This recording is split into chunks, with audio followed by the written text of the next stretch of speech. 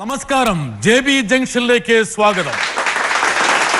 4 പതിറ്റാണ്ട് കാലത്തെ കലാജീവിതം, ഒട്ടേറെ കഥാപാത്രങ്ങളിലൂടെ മലയാളിയുടെ മനസ്സിൽ ചേക്കേറിയ ഒരു അനുഗ്രഹീത നടിയെയാണ് നമ്മൾ ഇന്ന് JB ജംഗ്ഷനിൽ അതിഥിയായി കൊണ്ടുവരുന്നത്. മറ്റാരുമല്ല, നമ്മുടെ സ്വന്തം KPSC ലളിത ചേച്ചിയെ നമുക്ക് JB ജംഗ്ഷനിലേക്ക് ഹാർദമായി സ്വാഗതം ചെയ്യാം.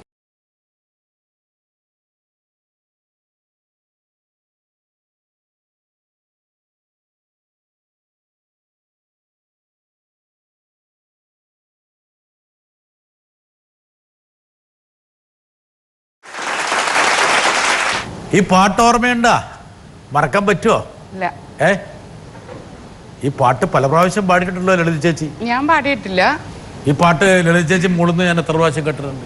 അത് ചിലപ്പം നമ്മുടെ ജീവരക്ഷാർത്ഥം പാടിപ്പോയത് മറ്റോ ആയിരിക്കും. ഇവിടുന്ന് ഇന്ത്യക്ക് വെളിയിലുള്ള വല്ല പ്രോഗ്രാമില് സ്റ്റേജിലൊക്കെ ചിലപ്പോ ഒരു പാട്ട് പാടണം എന്നൊക്കെ പറഞ്ഞിട്ട് അങ്ങനെ എന്തെങ്കിലും അവിടുന്ന് തടി തപ്പാൻ വേണ്ടിയിട്ട് ചിലപ്പോ 1-2 വരി.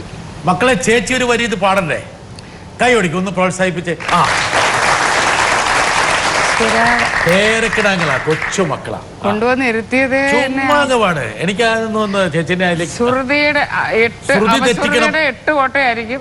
ഒരാൾ എഴുന്നേറ്റ് പോകരുത്. അത് പറഞ്ഞേക്കാം. കല്യാണി കളവാണി ചൊല്ലമ്മണി ചൊല്ല്, വെള്ളിത്താമര പൂത്തിറങ്ങിയതാൺപൂവോ പെൺപൂവോ, ആൺപൂവാണേലമ്പലപ്പുഴ ഉണ്ണി കണ്ണനു പൂജയ്ക്ക്, പെൺപൂവാണേലാഹ മറ്റൊരു പാർവർണ്ണനു മാലയ്ക്ക്. ആത്മാർത്ഥതയോടുകൂടി പറയൂ. അല്ല, എനിക്ക് സംശയം ചിത്രയുടെ സുജാതയുടെ കഞ്ഞുകൂടി മുട്ടിക്കുന്നുള്ളതാണ്. ചിത്ര സുജാത ഒന്നും അല്ല ഇത് പാടിയേക്കുന്നത്. അല്ല, അവരുടെ കഞ്ഞുകൂടി ഇനി മുട്ടിപ്പോകുന്നു. ഞാനിത് തുടങ്ങിയാല് ഇല്ല, അത് മുട്ടിക്കില്ല. ഞാൻ എന്തായാലും ലളിത ചേച്ചീനെ ഞാൻ എത്രയോ കാലമായിട്ട് ആ സോഫയിൽ ഇരുത്താൻ വേണ്ടിയിട്ട് ആഗ്രഹിക്കുന്നു. വഴുതി മാറി, പിടിതരാതെ, കുതറി മാറി. എന്തിനാ എൻ്റെ അടുത്ത് ഇങ്ങനെ മാറിക്കളിക്കുക? കണ്ടു കഴിയുമ്പോൾ കെട്ടിപ്പിടിച്ച് മോനെ എൻ്റെ മോൻ തന്നെയാണെന്നൊക്കെ പറഞ്ഞ് എന്നെ ഇങ്ങനെ ഉമ്മയൊക്കെ വെക്കും. പക്ഷെ ആ സോഫയിൽ ഇരിക്കാൻ പറഞ്ഞു കഴിഞ്ഞാൽ ഞാൻ വരില്ല. എനിക്ക് കുമ്പസരിക്കാനൊന്നും ഇല്ല എന്ന് പറഞ്ഞു. ഞാൻ അങ്ങനെ എനിക്ക് ഇവിടെ വന്ന് കുമ്പസരിക്കാനുള്ള കാര്യങ്ങളൊന്നുമില്ല. ഞാൻ ഇല്ല ആ പ്രദേശത്തോട്ട്. കാരണം എന്താ വെച്ചാൽ ഇങ്ങനെ നോണ്ട് വിട്ടിട്ടേ ഞാൻ ഒരുപാട് പേരുടെ കണ്ടതല്ലേ. ഇത് കാണാത്തവര് വളരെ ചുരുക്കമായിരിക്കും. ലളിത ചേച്ചി, ഞാൻ എന്തെങ്കിലും അങ്ങനെ ചെയ്യുമെന്ന് ലളിത ചേച്ചിക്ക് തോന്നുന്നുണ്ടോ? ചിലപ്പോ ചെയ്താലോ എന്നുള്ളത് തീർച്ചയായിട്ടും ചെയ്യുന്നു. ഒന്നുമില്ല. പിന്നെ ഞാൻ ഓർത്ത് എന്തിനാ ഞാൻ അങ്ങനെ ഇതാവുന്ന കാര്യമില്ലല്ലോ. ശരി, ഇത്രയും നാള് വിളിക്കുന്നു, വളക്കേ അവൾ ഒടിക്കാൻ പാടില്ലല്ലോ. കുറെ നാളുകൊണ്ട് വിളിക്കുന്നുണ്ട്. ശരി, എന്തായാലും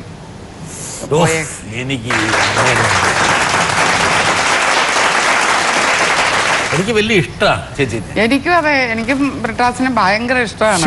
അതായത് എനിക്ക് ഈ കുരുത്തം കെട്ട പിള്ളേരെ അല്ലേലും ഇഷ്ടമാണ്.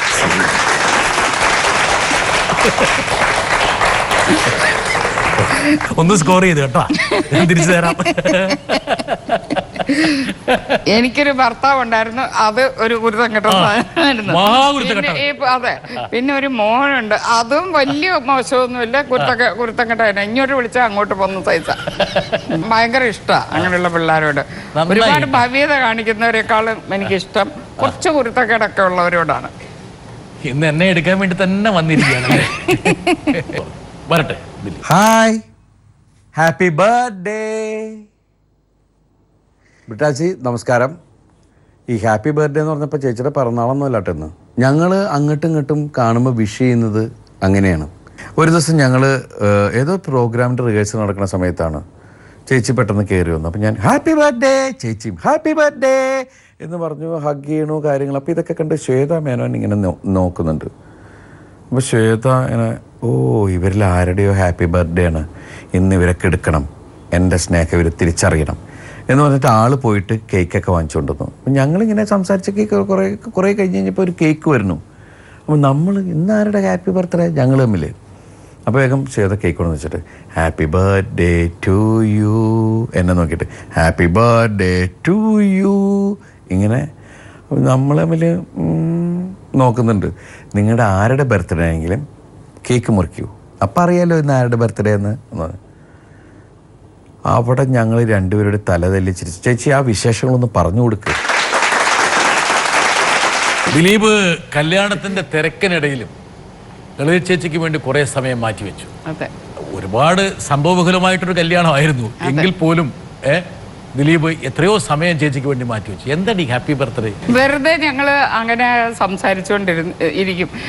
വിളിക്കുന്ന ഉടനെ രണ്ടുപേരും തമ്മിൽ ഗുഡ് മോർണിംഗ്, അത് നമുക്ക് വേണ്ട, നമുക്ക് ഇങ്ങനൊരു സന്തോഷ ദിവസമാണെന്ന് നമുക്കങ്ങ് പറയാമെന്ന് പറഞ്ഞിട്ട് ഞങ്ങൾ രണ്ടുപേരും എപ്പോൾ കണ്ടാലും ഹാപ്പി ബർത്ത്ഡേ പറയും. അതേസമയം ഒറിജിനൽ ഹാപ്പി ബർത്ത്ഡേ മറന്നുപോവുകയും ചെയ്യും. ഓ, ഗുഡ് മോർണിംഗിന് പകരം നിങ്ങൾ കണ്ടെത്തിയ ഒരു സാധനമാണ് ഈ ഹാപ്പി ബർത്ത്ഡേ. വല്ലാത്ത മുതലുകൾ തന്നെയാണ്. രസം എന്താന്ന് വെച്ചാൽ കഴിഞ്ഞ പ്രാവശ്യത്തെ എൻ്റെ ബർത്ത്ഡേ ദിലീപ് വളരെ കാര്യമായിട്ട് ഓർമ്മയായിട്ട് പറഞ്ഞു. മാർച്ച് 10-ാം തീയതി വിളിക്കണം എന്ന് പറഞ്ഞിട്ടുണ്ടായിരുന്നു. അന്ന് രാവിലെ പല്ല് പറിക്കാൻ പോയി, മൊത്തം ഇങ്ങനെ തുറന്നു വെച്ചിരിക്കുക. ദിലീപ് പറഞ്ഞാൽ എങ്ങനെ അങ്ങോട്ടൊന്നും വിളിക്കാൻ നിവൃത്തിയില്ലാത്തത് കൊണ്ടാണ് വിളിക്കാൻ പറഞ്ഞത്. പിറ്റേ ദിവസം വിളിച്ചു പറഞ്ഞു. ദിലീപുമായിട്ട് ലളിത ചേച്ചിക്ക് നല്ല സിങ്കാണല്ലേ? അതെ. ഇവരും ഗുരുത്തം കെട്ടവനാണോ? അത്ര അങ്ങ് പറയാനൊന്നും പറ്റത്തില്ല. കുറച്ച് ഗുരുത്തം കെട്ടവൻ. കുറച്ച് ഗുരുത്തം കെട്ടവനാ. ഞാൻ ആദ്യം ദിലീപിനെ പരിചയപ്പെടുന്നത് തന്നെ ദിലീപ് പിന്നെ ഓരോരോ പ്രോഗ്രാമിനൊക്കെ ഇങ്ങനെ വീട്ടിൽ വരുമായിരുന്നു ദിലീപ് മദ്രാസിൽ. അത് ചേട്ടൻ ഇവരെല്ലാവരും കൂടെ ഒന്നിച്ച് ഒരു അമേരിക്കൻ പ്രോഗ്രാമിന് പോയി. അപ്പോൾ അവിടെ വന്ന് ഒരു നേരത്തെ ഭക്ഷണം കഴിച്ചിട്ടുണ്ട്. എപ്പോൾ കണ്ടാലും പറയും, എനിക്ക് അന്നത്തെ ആ ചോറൂണ് എനിക്ക് മറക്കാൻ പറ്റില്ല ചേച്ചി, ഈ ഭയങ്കര സന്തോഷം. ഒന്നും ആയിട്ടില്ല ദിലീപ് അന്ന്, ഒന്നും അല്ല, ഒന്നും ആദർശവരെല്ലാവരും കൂടെ ഗ്രൂപ്പായിട്ടൊക്കെ ഇങ്ങനെ നടക്കുന്ന സമയമാണ്. അത് ചേട്ടൻ അന്നേരം പറയുമായിരുന്നു, ഇവനൊരു നല്ല ആർട്ടിസ്റ്റായി, ഞാൻ ഇവനെ വെച്ചൊരു പടം ചെയ്യും എന്നിങ്ങനെ പറഞ്ഞുകൊണ്ടിരിക്കുമായിരുന്നു. ഞാൻ മിമിക്രി ചെയ്തിരുന്നു. അന്ന് ഞാൻ സിനിമയിൽ അഭിനയിച്ചിട്ടില്ല. ആ സമയത്താണ് ആദ്യമായിട്ട് അമേരിക്കയിലേക്ക് പോകുന്നത് ഭരതേട്ടൻ്റെ കൂടെയാണ്. അന്ന് ഞങ്ങൾ മദ്രാസിലെ ചേച്ചിയുടെ വീട്ടിലൊക്കെ കൂടി, ജയറാമേട്ടൻ നമ്മളെ കൂടി, ഇന്നസെൻ്റ് ഏട്ടൻ, വേണുവേട്ടൻ, അങ്ങനെ എല്ലാവരും കൂടി രസകരമായിട്ടുള്ളൊരു അറ്റ്മോസ്ഫിയറും കാര്യങ്ങളൊക്കെ ഉണ്ടായതാണ്. അതിൽ വലിയ സങ്കടം ഭരതേട്ടൻ്റെ കൂടെ എനിക്ക് വർക്ക് ചെയ്യാൻ സാധിച്ചില്ല. ഭരതേട്ടൻ എപ്പോഴും പറയുമായിരുന്നു, എടാ നിന്നെ വെച്ച് ഞാനൊരു പടം ചെയ്യുന്നുണ്ട്. പക്ഷെ അത് എനിക്ക് അതിനുള്ളൊരു ഭാഗ്യം ഉണ്ടായില്ല. പക്ഷേ ഇവരുടെ രണ്ടുപേരുടെയും മകനായ സിദ്ധാർത്ഥ് എൻ്റെ കൂടെ എനിക്ക് വർക്ക് ചെയ്യാൻ സാധിച്ചു. ചന്ദ്രേട്ടൻ എവിടെയാന്ന ഒരു നല്ല സിനിമയിൽ എനിക്ക് അഭിനയിക്കാൻ സാധിച്ചു. ദിലീപ് നല്ല ആർട്ടിസ്റ്റായി പടം ചെയ്യാമെന്നുള്ള ഒരു ലെവലിലൊക്കെ എത്തി നിന്നപ്പോഴത്തേക്കും സാറ് സ്ഥലം വിട്ടു. പക്ഷെ ഞങ്ങൾ ആ ആത്മബന്ധം വീടും കുട്ടികളും ഒക്കെ ആയിട്ട് ഇന്നും നിലനിർത്തി കൊണ്ടുപോകുന്നുണ്ട്. വരട്ടെ, നേരത്തെ വന്നതാണ്, പക്ഷെ ഇപ്പോൾ വരണം. നമുക്ക് എന്ത് സംഭവങ്ങളും പുതുതായിട്ട് നടക്കുന്നുണ്ടെങ്കിൽ അവിടെ നമ്മൾ ഉടനെ പോയിട്ട് ചേച്ചിയുടെ അടുത്ത് പറയും. ഞങ്ങൾ ദേപുട്ട് എന്ന റെസ്റ്റോറൻറ്റ് തുടങ്ങിയ സമയത്ത് ആദ്യമായിട്ടുള്ള ആശയം പറഞ്ഞപ്പോൾ ചേച്ചി ഞങ്ങളിങ്ങനൊരു ഇത് തുടങ്ങുകയാണ്, അപ്പോൾ അതിൽ ചേച്ചി വരണം എന്ന് പറഞ്ഞിട്ട് ചേച്ചിയുടെ അടുത്ത് പറഞ്ഞ ഉടനെ തന്നെ ആൾ വന്നു. ഉദ്ഘാടനം ഞങ്ങൾ 5 സുഹൃത്തുക്കളുടെ അമ്മമാർ ചേർന്നാണ്. അതിൽ ഒരാളുടെ അമ്മ മരിച്ചു. അപ്പോൾ ഞാൻ പറഞ്ഞു, ഡാ ഇത് ഞങ്ങളുടെ അമ്മയാണ്, ഇനി നിൻ്റെയും കൂടി അമ്മയാണ് എന്ന് പറഞ്ഞിട്ടാണ് നിർത്തിയിട്ട് ചേച്ചി ആ സ്ഥാനത്ത് നിന്നിട്ട് ഉദ്ഘാടനം ചെയ്തു, വിളക്ക് കത്തിച്ചു. അതിനുശേഷം കാലിക്കട്ട് ഇതുപോലെ തന്നെ ചേച്ചി വന്നിട്ടുണ്ടായിരുന്നു. അപ്പം ഞങ്ങൾ ദേപുട്ട് റെസ്റ്റോറൻറ്റ് ആസ്ഥാന ഉദ്ഘാടകയാണ്. അപ്പം അതുകൊണ്ട് ബ്രിട്ടാസ്ജി ഒരു കാര്യം ചേച്ചിയുടെ ഇന്ന് സത്യം ചെയ്ത് വാങ്ങിക്കണം, ഈ ഉദ്ഘാടക വേറെ റെസ്റ്റോറൻറ്റുകളൊന്നും ഉദ്ഘാടനം ചെയ്യാൻ പോകാൻ പാടില്ല, ദേപുട്ടിൻ്റെ മാത്രം അസറ്റാണ് എന്നുള്ളതൊന്നും ഒരു സത്യം വാങ്ങിച്ചേക്കണം.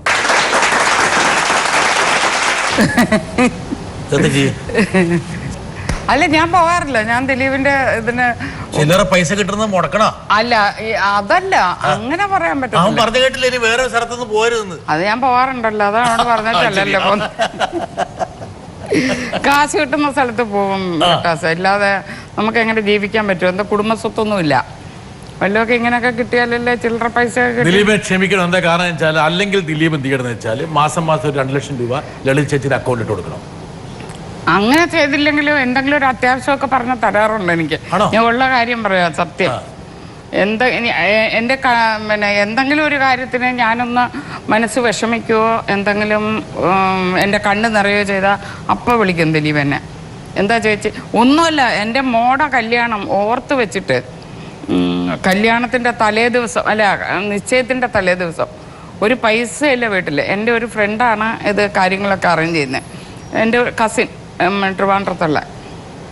അപ്പോൾ അവളുടെ മാല കൊണ്ടുവരാൻ പിറ്റേ ദിവസം കല്യാണ നിശ്ചയത്തിന് ഇടാനെന്ന് പറഞ്ഞിട്ടിരുന്ന അന്ന് ദിലീപ് എനിക്ക് പൈസ കൊടുത്തയച്ചു വീട്ടിൽ. ആരും ഞാൻ ചോദിച്ചിട്ടില്ല, പറഞ്ഞിട്ടില്ല.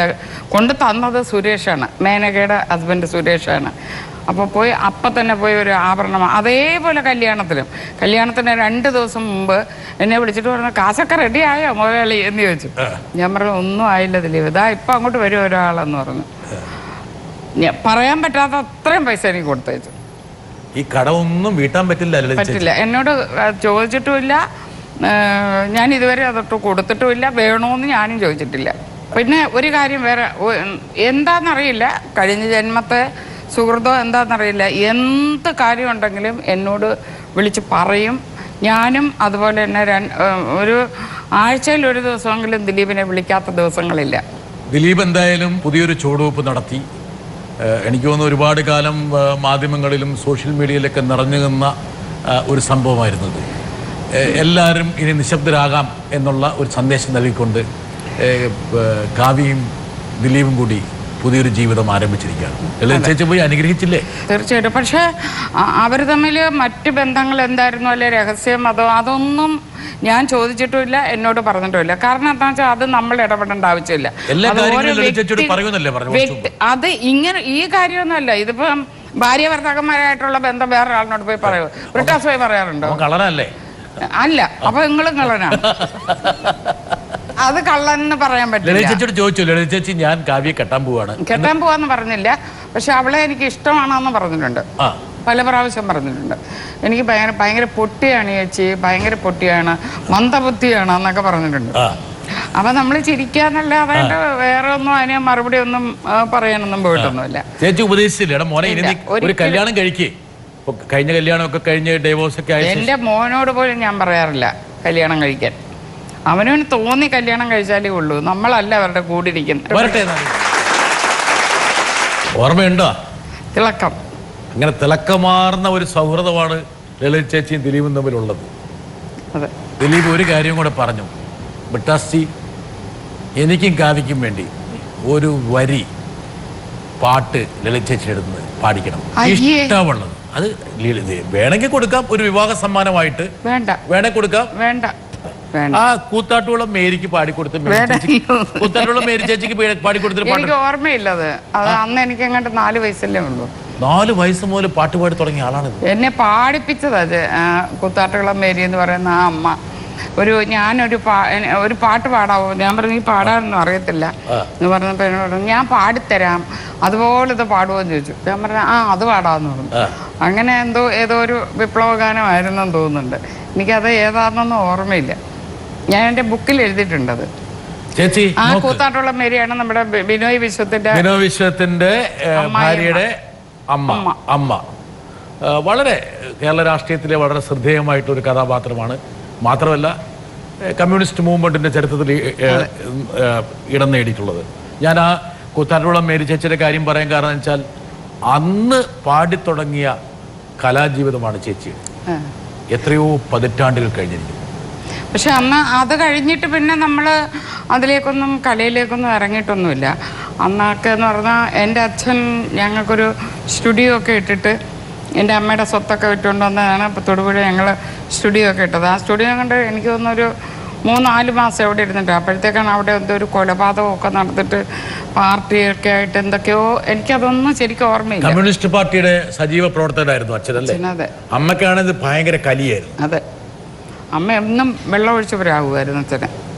അങ്ങനെയായിരുന്നു, ഭയങ്കര ദേഷ്യമായിരുന്നു. പക്ഷേ ഈ മഹേശ്വരി അന്ന് അച്ഛന്റെ മോളായിരുന്നു. അതെ, തീർച്ചയായിട്ടും. മഹേശ്വരി എന്ന് പറഞ്ഞാൽ ആരാന്ന് പ്രേക്ഷകർ അത്ഭുതപ്പെട്ടേക്കാം. ഈ ലളിത ചേച്ചിയുടെ യഥാർത്ഥ പേര് മഹേശ്വരിയാണ് അല്ലേ? മഹേശ്വരി അമ്മ എന്നൊക്കെ വിളിച്ച് വലിയ ഇങ്ങനെ നിൽക്കേണ്ട ആളാണ്. ഇപ്പൊ ലളിത എന്നും പറഞ്ഞിങ്ങനെ ആയിപ്പോയി. എൻ്റെ അച്ഛനിട്ട പേരാണ് ലളിത എന്ന്, അമ്മയുടെ കുടുംബക്കാരിട്ട പേരാണ് മഹേശ്വരി അമ്മ എന്ന്. അതായത് അമ്മയെ കല്യാണം കഴിഞ്ഞ് 5 വർഷം പ്രസവിക്കാതിരുന്നു. അപ്പോൾ ചെങ്ങന്നൂർ അമ്പലത്തിൽ കൊണ്ടുപോയി എൻ്റെ അമ്മ ഭജന വരുന്നിട്ട് അവിടെ അങ്ങനെയാണ് ഞാൻ ഉണ്ടാകുന്നത്. 7 മാസം വരേക്കും അവിടെ തന്നെ ആയിരുന്നു എന്നൊക്കെ പറഞ്ഞേക്കാം. അതുകൊണ്ടാണ് അവിടുത്തെ ദേവിയുടെ പേരാണ് മഹേശ്വരി. ആറ്റുനോറ്റിരുന്ന് കിട്ടിയ കുട്ടിയാണെങ്കിലും അമ്മ ഒരുപാട് കൈവച്ചിട്ടുണ്ടല്ലേ, ആട്ടിച്ച് പുറം പൊളിച്ചിട്ടുണ്ട്. അമ്മയ്ക്ക് എന്തായിരുന്നു ലളിത ചേച്ചിയുടെ ഒരു ഭയങ്കര ഈർഷ്യം. അച്ഛനോട് കൂടുതൽ ഈ അടുപ്പം കാണിക്കുന്നതും ഇതൊക്കെ ഭയങ്കര ദേഷ്യമായിരുന്നു എൻ്റെ അമ്മയ്ക്ക്. അമ്മയുടെ ജീവിതം ഇതുപോലെ അതായത് എന്തെങ്കിലും ചെറിയ കാര്യം വീട്ടിൽ നടന്നാൽ ഓടിപ്പോയി ഞാൻ അച്ഛനോട് പറയും. അങ്ങനെ ഭയങ്കര ഒരു ദൂത് ഇങ്ങനെ ചുറ്റിക്കളിക്കുന്നുണ്ടായിരുന്നു. ഒരു ആകാശവാണിയായിരുന്നു ചെറുപ്പത്തിൽ തന്നെ അല്ലേ? അതെ, അത് ഈ അടി പേടിച്ചിട്ട് ആദ്യവും അച്ഛനോട് പറഞ്ഞു കഴിഞ്ഞാൽ അടി കിട്ടത്തില്ലല്ലോ എന്നുള്ള ഒരു ധാരണയാണ്. അത് ഏതാണ്ട് എനിക്കൊരു 10-16 വയസ്സ് വരയ്ക്കും ആ സ്വഭാവം ഉണ്ടായിരുന്നു. അത് കഴിഞ്ഞാൽ അത് മാറിയത്. ലളിത ചേച്ചി, ഞാൻ ലളിത ചേച്ചിയുടെ ജീവിത ഏടുകളൊക്കെ പരിശോധിച്ച് നോക്കി. പല സുഹൃത്തുക്കളോടും ചോദിച്ചു, ലളിത ചേച്ചിയുടെ കൂടെ വളർന്ന ആൾക്കാരോടൊക്കെ ചോദിച്ചു. പിന്നെ ലളിത ചേച്ചിയെ കുറിച്ച് എഴുതിയത് വായിച്ചു, ലളിത ചേച്ചി എഴുതിയത് വായിച്ചു. സത്യം പറഞ്ഞാൽ ആരുടെ കണ്ണ് നനയ്ക്കുന്ന ഒരേടാണ്. എനിക്ക് തന്നെ വളരെ മനസ്സിൽ ഭയങ്കര ഒരു ഈർപ്പം വന്നു. എന്നാ കാരണം വെച്ചാൽ എന്തൊരു കഷ്ടപ്പാടും യാതനയായിരുന്നു ചേച്ചിക്ക് അല്ലേ? അതെ, നിരന്തരം ഒരുപാട് അടി, വഴക്ക്, അനാഥത്വം. അമ്മയുണ്ടെങ്കിൽ തന്നെ ഒരു അനാഥത്വം. എൻ്റെ അച്ഛനെ ഒന്നും മിണ്ടത്തില്ലായിരുന്നു, അങ്ങനെ ഒരു സ്വഭാവമായിരുന്നു അച്ഛന്. അമ്മ എന്ത് പറഞ്ഞാലും ശരി തന്നെ അച്ഛനെല്ലാം കേട്ടോണ്ടിരിക്കുകയല്ലാതെ തീരെ നിവൃത്തിയിൽ ഇറങ്ങി അങ്ങ് പോകും. വീട്ടിൽ നിന്ന് ഇറങ്ങിപ്പോയി കഴിഞ്ഞാൽ 2 ദിവസമൊക്കെ കഴിയുമ്പോൾ എവിടെയെങ്കിലും വന്ന് നിൽക്കും റോഡിൻ്റെ സൈഡിൽ. എന്നിട്ട് എന്നെ വിളിപ്പിക്കും. എന്നെ വിളിച്ച് അടുത്ത ഏതെങ്കിലും ഒരു കുട്ടിയോട് പറഞ്ഞ് എന്നെ വിളിക്കാൻ പറയും. എന്നിട്ട് ഞാൻ ചെന്നിട്ടായിരിക്കും അച്ഛൻ്റെ അടുക്കൽ റോഡിൽ ചെന്നിട്ടായിരിക്കും സംസാരിച്ച് കഴിഞ്ഞാൽ അച്ഛന് സ്റ്റുഡിയോയിൽ തന്നെ ആയിരിക്കും കിടക്കുന്നതുമൊക്കെ. ഇങ്ങോട്ട് വരികയും ഉണ്ടോന്നില്ല. പക്ഷേ ചിലവിനുള്ള കാശ് അന്നുള്ള കാശ് അന്നന്ന് തരുന്ന ഒരു പരിപാടിയായിരുന്നു. അപ്പോൾ എൻ്റെ തന്നയക്കും. കൊണ്ടു തന്ന അമ്മ എടുത്തെറിഞ്ഞിട്ടൊക്കെ ഉണ്ട്, പൈസ എടുത്തെറിഞ്ഞിട്ടൊക്കെ ഉണ്ട്. എന്തൊരു തിക്താനുഭവങ്ങളായിരുന്നു ബാല്യത്തിലല്ലേ? അതെന്താ അറിയാമോ, എൻ്റെ അമ്മ ഭയങ്കര നല്ല ആഠ്യത്വമുള്ള വലിയൊരു കുടുംബത്തിലായിരുന്നു. അതൊക്കെ പറഞ്ഞ വലിയ കഥകളാണ്. അച്ഛൻ പിന്നെ പെണ്ണ് കാണാൻ ചെല്ലുമ്പോൾ കണ്ടിട്ട് ഇവിടെ അച്ഛൻ്റെ അച്ഛൻ 2ാമത്തെ കല്യാണം കഴിച്ച ഒരു വീടുണ്ടായിരുന്നു. അവർ വലിയ എൻ്റെ അപ്പൂപ്പനൊരു ഹെഡ് മാസ്റ്ററായിരുന്നു. അന്ന് ഹെഡ് മാസ്റ്ററൊക്കെ എന്ന് പറഞ്ഞു കഴിഞ്ഞാൽ കളക്ടറുടെ വലിപ്പമുള്ള കുതിരവണ്ടിയിലാണ് പോയിക്കൊണ്ടിരുന്നതൊക്കെ. പക്ഷേ എന്താ സംഭവിച്ചതെന്ന് വെച്ചാൽ അച്ഛൻ്റെ അമ്മ 3 മക്കൾ, ആ 3ാമത്തെ കുട്ടിയെ പ്രസവിച്ച് അന്ന് ഈ പനി വന്നിട്ട് ആ അമ്മമ്മ മരിച്ചുപോയി. അന്ന് അമ്മയ്ക്ക് 32 വയസ്സേ ഉള്ളൂ. അതിനുശേഷം അപ്പൂപ്പൻ 2ാമത്തെ കല്യാണം കഴിച്ചു. പിന്നെ അങ്ങോട്ടങ്ങ് ചാഞ്ഞു.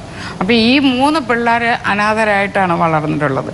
അപ്പൂപ്പൻ്റെ പെങ്ങന്മാരാണ് ഇവരെ വളർത്തിയതും നോക്കിയതൊക്കെ. അപ്പോൾ അത്ര ഒരു നല്ല ചിട്ടയായിട്ട് വളർന്ന ആൾക്കാരായിരുന്നില്ല. തോന്നിയിടം വന്നിടം ഇവർ വന്ന് വീട് കൊണ്ട് കാണിച്ചത് മറ്റേ വീടാണ് കൊണ്ട് കാണിച്ചത്. അപ്പോൾ ഇവരെ ചതിച്ചു എന്ന് പറഞ്ഞിട്ടാണ് എൻ്റെ അമ്മയുടെ വീട്ടുകാർക്ക് അച്ഛൻ്റെ വീട്ടുകാരെയും അച്ഛനെയും ഒന്നും ഇഷ്ടമില്ലാതിരുന്നത്. എൻ്റെ അമ്മ ശരിക്കും പറഞ്ഞ ഇടയാളമ്പ്രക്കാരിയാണ്. ആറന്മുളയാണ് അമ്മയുടെ തറവാട്. അമ്മയ്ക്ക് ഒരു കളിപ്പ് പറ്റിയതാണെന്ന് അമ്മ വിശ്വസിക്കുന്നു. ഇല്ല, അമ്മ പറയുന്നത് എന്തോ എനിക്ക് അന്ന് കണ്ടപ്പം ഭയങ്കര ഇഷ്ടമായി. അന്ന് അമ്മയ്ക്ക് 15 വയസ്സേ ഉള്ളൂ. അമ്മ അതിൽ ഉറച്ചു നിന്നു. പിന്നീട് അമ്മയുടെ സ്വത്തെല്ലാം വിറ്റ് അച്ഛൻ സ്റ്റുഡിയോ തുടങ്ങി, അതെല്ലാം നശിപ്പിച്ചു. പിന്നെ വീട്ടുകാര്യങ്ങളൊന്നും അത്ര നോക്കുന്നില്ല. എല്ലാം വന്നിടം പോയിടം ആ ഒരു രീതിയായിരുന്നു അച്ഛന്. ഒരു സ്ഥലത്ത് ഉറച്ചു നിൽക്കില്ല. എന്തായാലും ലളിത ചേച്ചി അച്ഛൻ്റെ മോളായിട്ട് തന്നെ പറഞ്ഞു. അതെ, എനിക്ക് ഭയങ്കര ഇഷ്ടമായിരുന്നു എൻ്റെ അച്ഛനെ. പക്ഷെ അമ്മ നിരന്തരം അടിച്ചപ്പോൾ വല്ലാത്ത വിഷമം വന്നിട്ടില്ലേ? തീർച്ചയായിട്ടും. അയ്യോ, കെട്ടിയിട്ടൊക്കെ തല്ലിയിട്ടുണ്ട്. വടി ഇങ്ങനെ പുറകിൽ കുത്തിവെക്കും. എന്നിട്ട് നമ്മൾ സ്കൂളിൽ നിന്നൊക്കെ വരുമ്പോൾ ഒരു 5 മിനിറ്റൊക്കെ താമസിച്ച് പോയിട്ടുണ്ടെങ്കിൽ വന്നിങ്ങോട്ട് കയറുന്ന ചിരിച്ച് സന്തോഷിച്ചൊക്കെ പിടിച്ചവിടെ നിർത്തി കഴിഞ്ഞാൽ പിന്നെ കെട്ടിയിട്ടിട്ട് താമസിച്ചതിന് വന്നിട്ട് വേണം പിന്നെ കടയിലൊക്കെ പോയി സാധനങ്ങളൊക്കെ വല്ലതും വാങ്ങിച്ചുകൊണ്ട് കൊടുക്കാനൊക്കെ. എല്ലാ ജോലിയും നമ്മുടെ തന്നെയായിരുന്നു. ഒരു ഡ്രസ്സേ ഉണ്ടാവുള്ളൂ ആ പടെ, പച്ചയും വെള്ളയും സ്കൂളിൽ ഇട്ടുകൊണ്ട് പോകുന്നത്. അത് നനച്ചിട്ടിട്ട് രാവിലെ ചിരട്ട ഇതാക്കി മൊന്തയ്ക്കകത്തിട്ടിട്ട് അതിൻ്റെ വക്ക് കെട്ടി ഇത് തേച്ചിട്ടാണ് കൊടുത്തോണ്ട്. ഞാൻ ഈ മുഷിഞ്ഞത് കൊടുക്കാൻ എനിക്കിഷ്ടമല്ല. എന്നും അത് വെള്ള ബ്ലൗസല്ലേ, ദിവസം കഴിയത്. രാവിലെ 5 മണിക്ക് എഴുന്നേറ്റിട്ട് അടുക്കളയിലെ പണി കഴിച്ച് കുളിച്ച് ഡാൻസ് ക്ലാസ്സിൽ പോയിട്ട് തിരിച്ച് വന്ന് കടയിൽ പോയി എന്തെങ്കിലും വാങ്ങിച്ചുകൊണ്ട് കൊടുത്താലേ ഉച്ചയ്ക്ക് വയ്ക്കുള്ളൂ. ഈ ആദ്യത്തെ ഈ ഒരുമാതിരി ഊച്ച നായരുടെ സ്വഭാവം നല്ലോണം ഉണ്ടായിരുന്നു എൻ്റെ അമ്മയ്ക്ക്. സിൽവർ നൈട്രേറ്റ് എന്നുള്ള പദാർത്ഥത്തിന്റെ പരിചയമുണ്ടോ ലളിത ചേച്ചിക്ക്? തൊണ പറയരുത്. ഇല്ല. ഈ സിൽവർ നൈട്രേറ്റ് എന്നുള്ള സാധനത്തെ എടുത്തൊരു ദിവസം ഇതാ ആര് പറഞ്ഞത്? സിൽവർ നൈട്രേറ്റ് ആരാണ്, എന്താണ്, ഏത് നാട്ടുകാരനാണ്? എന്താ ചോദിച്ചതിനോട്?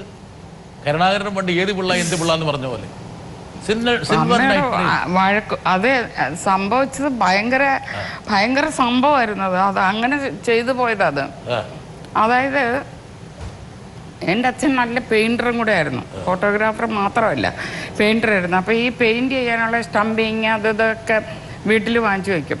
ഒരു ദിവസം നാട് വിട്ടങ്ങ് പോയി. ഈ വഴക്കുണ്ടാക്കിയിട്ട് ഇറങ്ങിപ്പോയിട്ട് എൻ്റെ ചിറ്റപ്പൻ കടയ്ക്ക് താമസിക്കണ്ടായിരുന്നു. ചിറ്റപ്പൻ ഒരു സ്റ്റുഡിയോ ഒക്കെ ഉണ്ട്. അന്ന് ഞങ്ങൾ അങ്ങനെ കായംകുളത്ത് താമസിക്കുക. അപ്പോൾ അവിടെ വെച്ചിട്ട് പോയി കഴിഞ്ഞിട്ട് ഇളയ കുഞ്ഞുണ്ട് അന്നേരം, രാജൻ എന്നും പറഞ്ഞ ഒരു ബ്രദർ. അമ്മ എൻ്റെ അടുക്ക ഇവനെ നോക്കിക്കണമെന്ന് പറഞ്ഞേച്ച് അമ്മ വെള്ളം എടുക്കാൻ പോയി. അപ്പം ഞങ്ങൾ കുളത്തിൽ നിന്നാണ് കുടിക്കുന്നത്, ഇല്ലാതെ കുളത്തിലെ വെള്ളം, കിണറില്ല. തൊട്ടപ്പുറത്താണ് അച്ഛൻ്റെ ഒരു അപ്പച്ചി താമസിക്കുന്നുണ്ട്. അവരുടെ വീട്ടിൽ നിന്നാണ് നമ്മൾ വെള്ളം എടുക്കുന്നത്. അതായത് ശരിക്കും പറഞ്ഞാൽ വളരെ വളരെ താഴ്ന്ന നിലയിലുള്ള ഒരു ജീവിതം തന്നെ. ചെറ്റ കുത്തിമറച്ച വീടൊക്കെ ആയിരുന്നു ഞങ്ങളുടേത്. എന്നിട്ട് വെള്ളം എടുക്കാൻ പോയി. ഈ പിന്നെ അച്ഛൻ 250 രൂപ അവിടെ അയച്ചു തന്നു. 2 ദിവസം കഴിഞ്ഞാൽ ഓണമാണ്, ഓണത്തിനുള്ള സാധനങ്ങളൊക്കെ വാങ്ങിക്കണം, ഇതൊക്കെ ചെയ്യണം. അപ്പം ഞാൻ പോയി എൻ്റെ ലിസ്റ്റ് തന്നു, ഇതെല്ലാം മേടിച്ചു വീട്ടിൽ കൊണ്ടുവച്ചു. അമ്മ വെള്ളം എടുക്കാൻ പോയി. കുഞ്ഞ് അവിടെ കിടക്കുന്നുണ്ട്. അവന് 4 മാസം മറ്റേ ആയിട്ടുള്ളൂ. ഏതാണ്ടൊരു കൊട്ടോ പറയാൻ പറ്റും. എനിക്ക് ഈ കൊട്ടും ബഹളമൊക്കെ കേട്ട് കഴിഞ്ഞാൽ എൻ്റെ കാൽ കൈയും അടങ്ങിയിരിക്കത്തില്ല.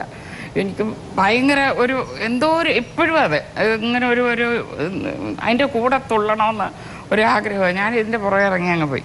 ഈ ചെറ്റ കുത്തിമറച്ച വീടല്ലേ, അതിനിടയിൽ കൂടെ ഒരു പട്ടി കയറി വന്നിട്ട് ഇതെല്ലാം തിന്നേച്ച് പോയി. മേടിച്ചുകൊണ്ട് വെച്ച അരിയും സാധനങ്ങളും എല്ലാം കുഞ്ഞകത്ത് അവിടെ കിടക്കുന്നുണ്ട്.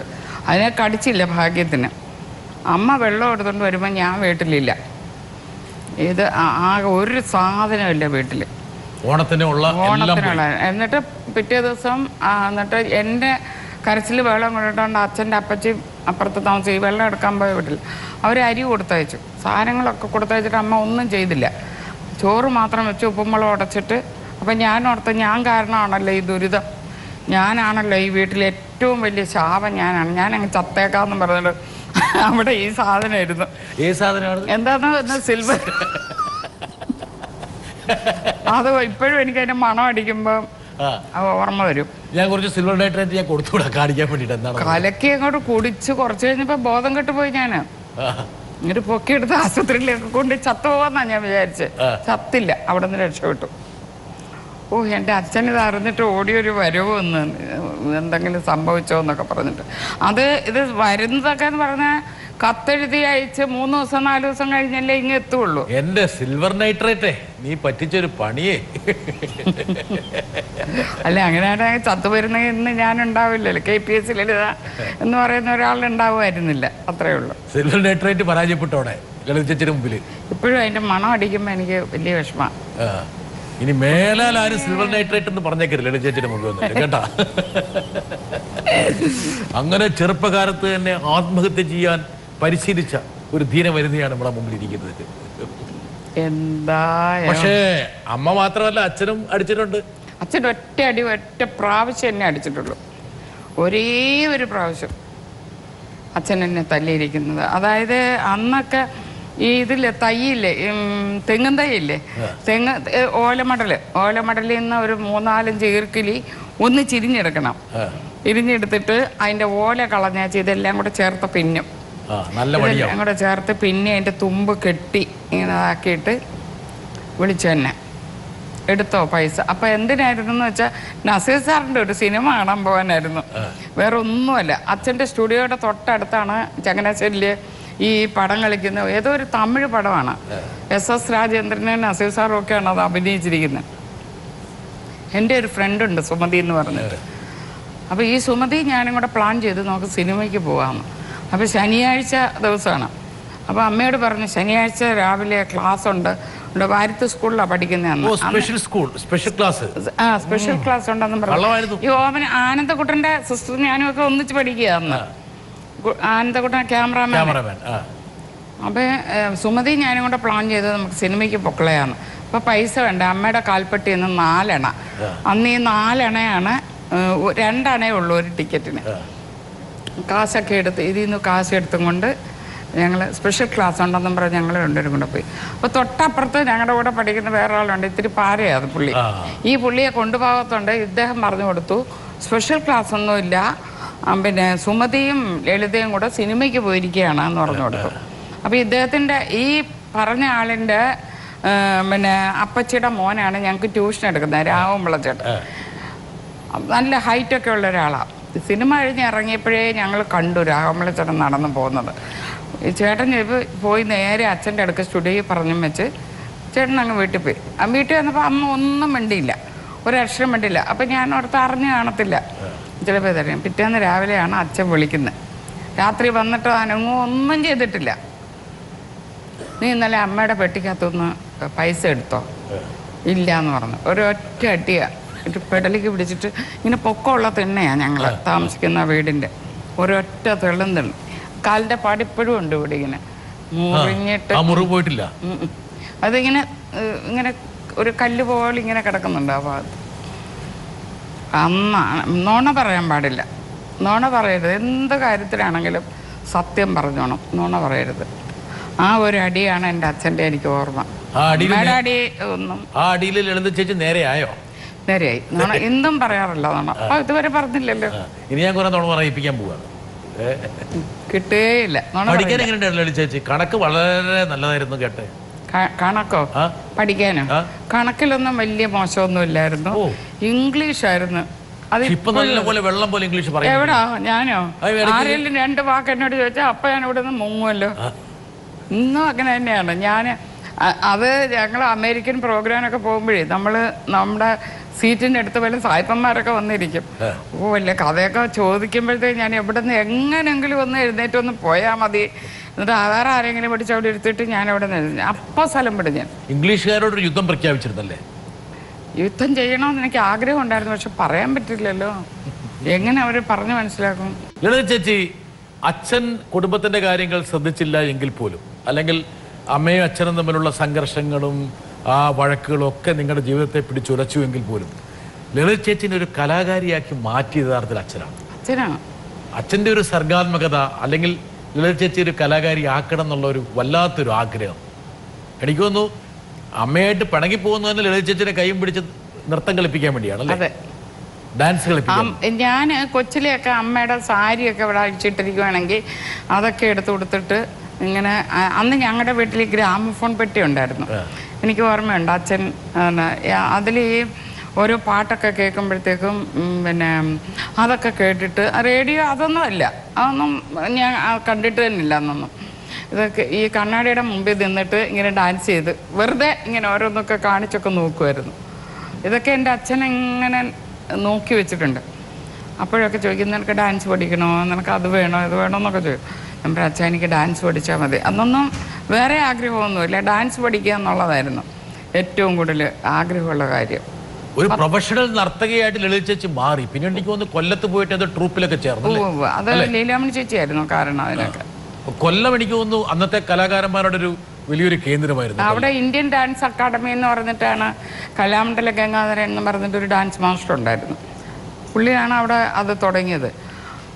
അതിലാണ് ഞാൻ 3.5 വർഷത്തോളം അവിടെ ഗുരുകുലവാസം തന്നെ ആയിരുന്നു. ഞാൻ ഒരു കലാകാരനെ, കൊല്ലംകാരനായ കലാകാരനെ കൊണ്ടുവരാം, വരട്ടെ.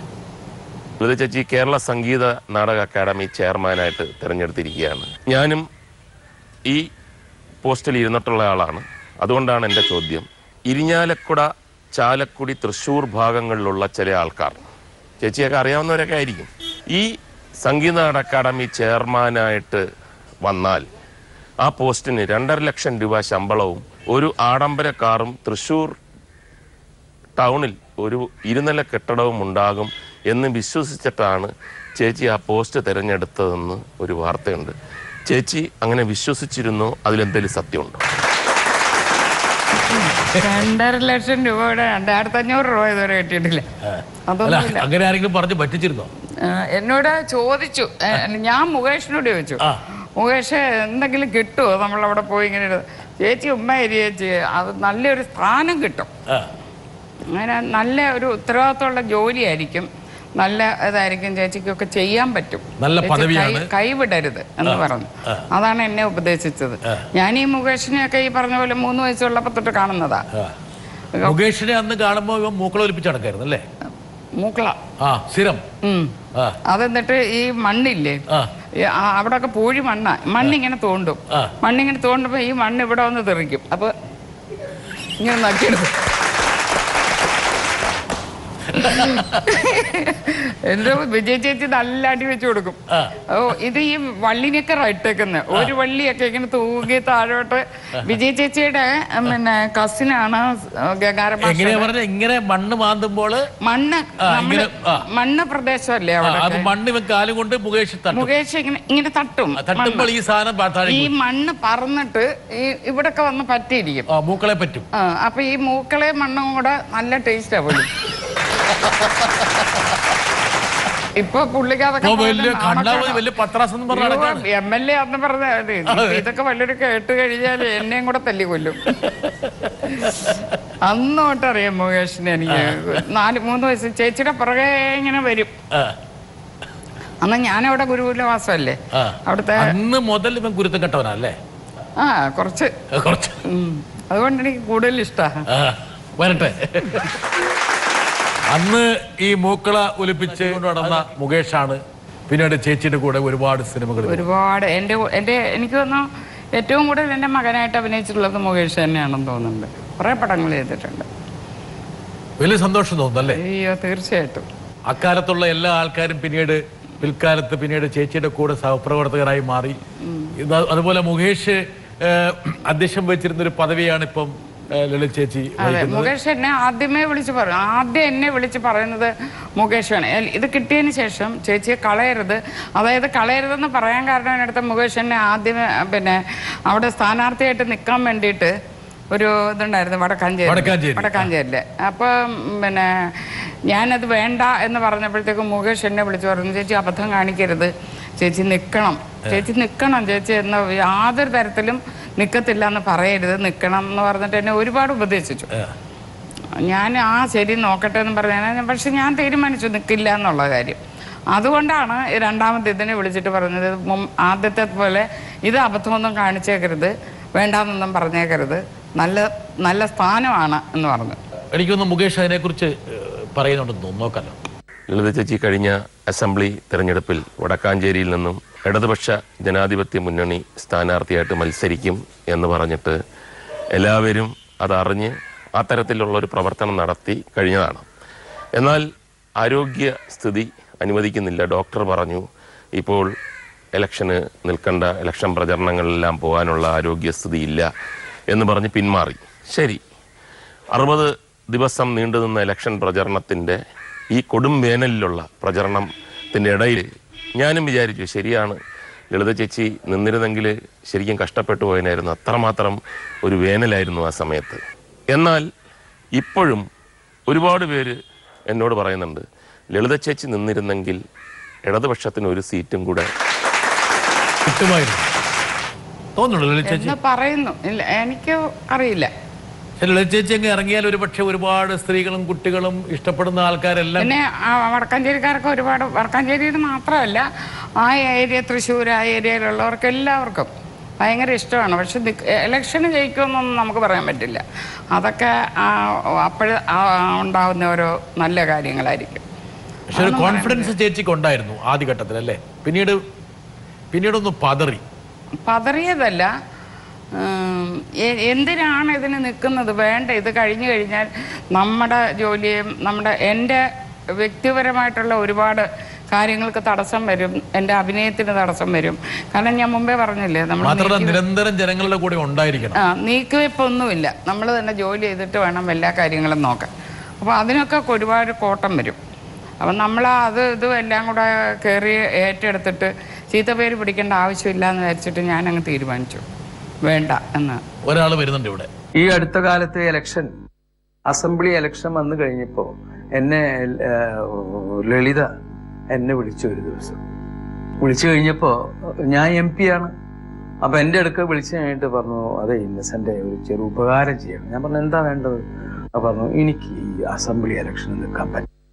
അപ്പം ഞാൻ ചോദിച്ചത്, എന്താ പാർട്ടിയോടുള്ള വൈരാഗ്യം? അങ്ങനെ അതുകൊണ്ടല്ല, എനിക്ക് വയ്യ. ഈ മീറ്റിങ്ങുകൾക്ക് മുഴുവൻ കയറി ഞാൻ നടക്കണം, ഈ മണ്ഡലത്തിൽ മുഴുവൻ നടക്കണം. എന്നെ കൊണ്ടതാവും, അത് ബുദ്ധിമുട്ടാണ്. എനിക്കത് എല്ലാവരും പറയണു നിൽക്കണം. അപ്പൊ അതിന് എന്താ ഒരു പോകുമ്പോൾ നിങ്ങൾ വിളിച്ച് മിസ് പിണറായി വിജയൻ നമ്മുടെ മുഖ്യമന്ത്രിയുടെ അടുക്ക പറയും എന്നൊക്കെ പറഞ്ഞിട്ട്, അല്ലെങ്കിൽ പാർട്ടിയുടെ വേറെ ആരോടെങ്കിലും പറയും, കൊടിയേരി, ഇങ്ങനെ ഓരോരുത്തരുടെ പേരുകളൊക്കെ വരും. ഞാൻ പറഞ്ഞു അപ്പൊ ഞാൻ പറഞ്ഞു ശരിക്കാണോ പറയണേ അതോ വെറും അന്തസ്സിന് വേണ്ടിയാണോ പറയണേ? അപ്പൊ പറഞ്ഞു അല്ല, ഞാൻ ശരിക്കാ പറയണേ, വയ്യാത്തോണ്ടാണ്. എന്നിട്ട് എൻ്റെ അടുക്ക പറഞ്ഞു അവരുടെ ഏത് കാര്യങ്ങൾക്കും ഞാൻ കൂടെ ഉണ്ടാവും, അതും കൂടെ അവരുടെ അടുക്ക പറയണം, അതല്ലെങ്കിൽ അവർക്ക് വിഷമം തോന്നും. ഞാൻ ആ വിവരം വിളിച്ച് പറയുകയും അത് കേട്ട് അദ്ദേഹം എന്നോട് പറഞ്ഞു എന്നാ പിന്നെ നമുക്ക് വേറെ ആലോചിക്കാം. ഇന്നസെന്റ് അവരോട് പറഞ്ഞോളൂ. അപ്പോ ഒരു സ്ഥാനം കിട്ടുന്നത് വരെ വേണ്ട എന്ന് പറഞ്ഞ ആളാണ് അവര്.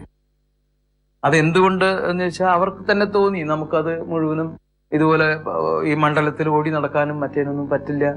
അപ്പൊ ഈ സ്ഥാനത്തെക്കാളും വലുത് അത്യാവശ്യം മണ്ഡലത്തിനോട് ചെയ്യേണ്ട ചില മര്യാദകളുണ്ട്. അതുകൊണ്ടായിരിക്കാം അവരൊരു പക്ഷേ അത് വേണ്ട എന്ന് പറഞ്ഞു.